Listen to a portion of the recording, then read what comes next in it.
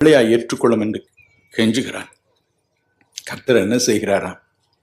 யோவான் 1:12 படி நீ என் பிள்ளையாக மாறுவதற்கு உனக்கு அதிகாரம் தருகிறேன் என்று சொல்கிறார்.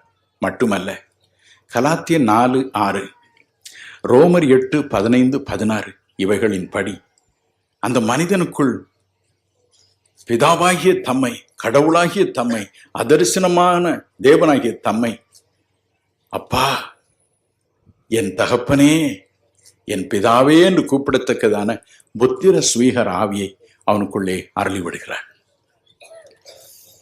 நம்மையும் அறியாமல் அப்பா என்று கூப்பிடுகிறோம். நம்மையும் அறியாமலேயே எல்லா காரியத்திற்கும் அவரிடம் வேண்டுதல் செய்ய ஆரம்பித்து விடுகிறோம். உயர்ந்த ஒரு அனுபவம், உயர்ந்த ஒரு அனுபவம். ஆகவேதான் நாம் ஜெபிக்கிறோம்.